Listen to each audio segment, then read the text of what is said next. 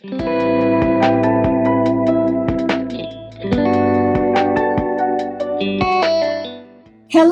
I'm Catrina M. Craft, and you've just tuned into the Craft More Cash podcast, where finance meets innovation and strategy becomes reality.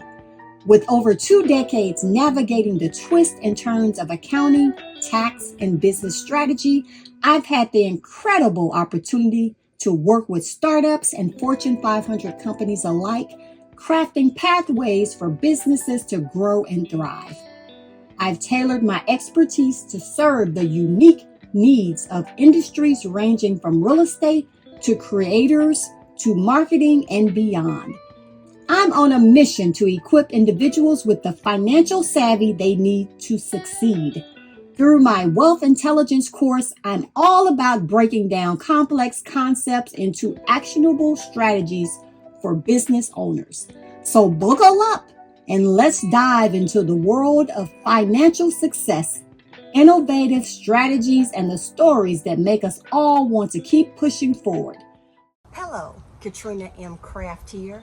Thank you for joining my YouTube channel today. And please make sure you subscribe below and also set your alert so that you always get the most up-to-date information. Today we're going to talk about all things money related to your business.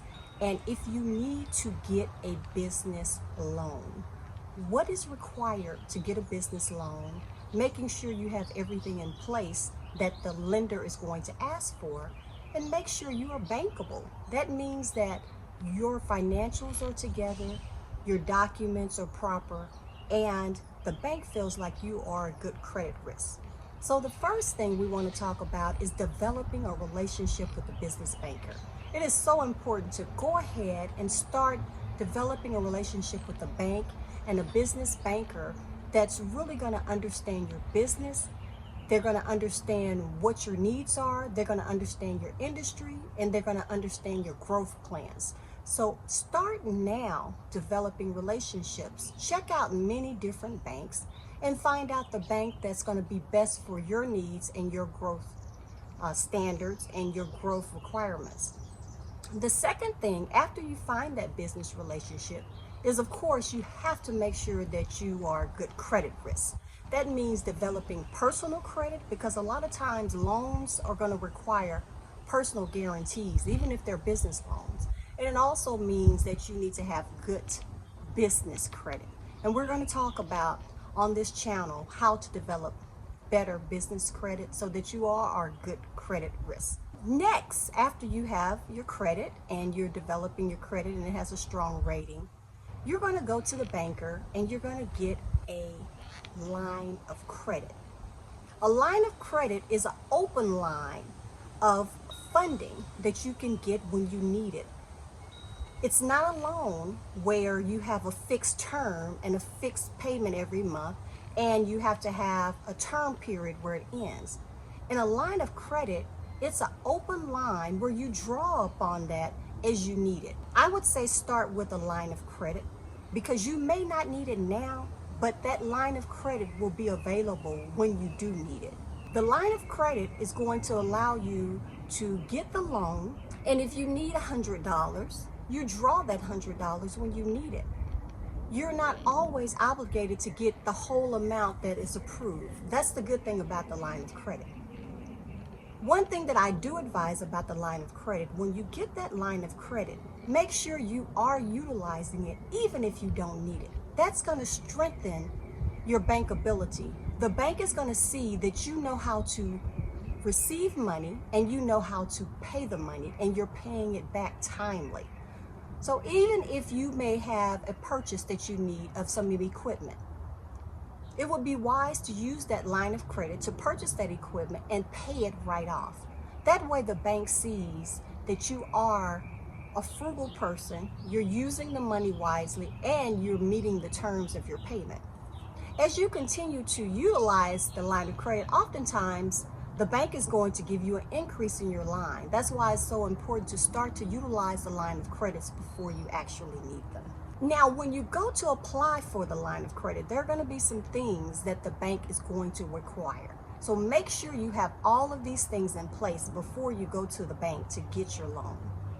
You're going to need, first of all, your entity formation, so your organizational document. So if you formed as a C Corp, if you formed as a partnership, a LLC, however you formed, they're going to need to see that paperwork. They're going to need to see the owners. Who are the owners of the business? And they're going to want to see your resume. So that's just your history of your knowledge in the business that you're in, what you've accomplished so far, because they want to make sure they're lending to someone and a business that's already involved and understand the business that they're in. They're expecting your company to grow, and they want to make sure that you understand the industry, you have history in that, and you have experience. So make sure you have that documented. A big thing, which I always work with clients, is really working on your financial statements. So financial statements will be your profit and loss, your balance sheet, and sometimes your cash flow. Oftentimes, I have to really help my clients with the financial statements. That's an area that a lot of businesses don't realize the importance of. So a financial statement would be your profit and loss or income statement, which shows how much revenue you've taken in, and then the expenses. And then it's going to show either you have a profit or a loss. On the balance sheet, it's going to show your assets. So what do you have in assets? It's going to show your liabilities. What do you owe? And it's going to show your equity. So that's going to show the strength of your business. Those financial statements are a must. And a lot of times they're going to want current financial statements, and they're going to also go back 2 years for your financial statements. Another item that you must have is your tax return. So your personal tax returns and your business tax returns. Most banking relationships are going to want 2 years. They want to see 2 years of history. And the tax return is going to show good history to show your income that you've had, the type of expenses, and it's going to show what you've reported to the IRS and that you filed on time and that you filed those financials. So that's important to have your financials and to have your tax returns in order. The other items that are going to be needed when you go to the bank is if you have any patents, any licenses that you need for your business, that's very important. You need to show that you do have some type of product. You have your services. You're documenting the items that you're selling or the services that you're providing. They also want to see a growth plan. So what is your plan to grow your business? Do you have clients that you're working with consistently? They love to see an accounts receivable ledger. So that shows any outstanding payments that clients have not paid you. They also would like to see an accounts payable ledger. That shows what you owe. So who do you owe currently? That's very important. As well as if you have any loans outstanding. If you currently have any loans outstanding, they want to see that because they want to make sure you're not overextending yourself on debt. So those items are some of the most important items that you are going to have to give that lender when you're going out to try to secure a line of credit, and even if you're trying to secure a loan. So make sure you do understand these money tips. You need to understand that it is important to get a loan before you need it. Develop a strong banking relationship because that business banker will be your friend. They will be the person that understands when you're wanting to grow. They're going to be the person that understands your business, and they're going to be the one deciding if you are a good credit risk. Another item that I have not come across very often, but sometimes if you're a new business, the bank wants to see your insurance. They want to make sure that if a key founder passes and dies, they want to make sure that insurance is in place to cover anything related to the business. And oftentimes, the banker will require that the bank is the beneficiary of that insurance policy up to the debt.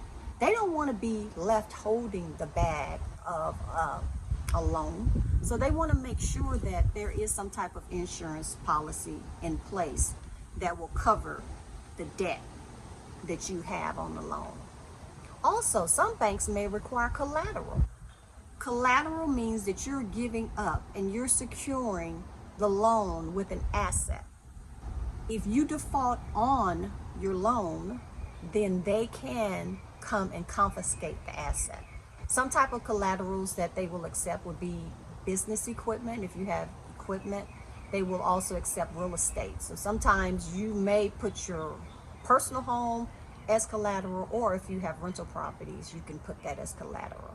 So make sure you understand that that's very important, that you are always paying your loan on time. You do not default, because if you have collateral, they will come and collect on those items. It's also important really to have strong loans, because that's going to build your business credit. That's a piece of it.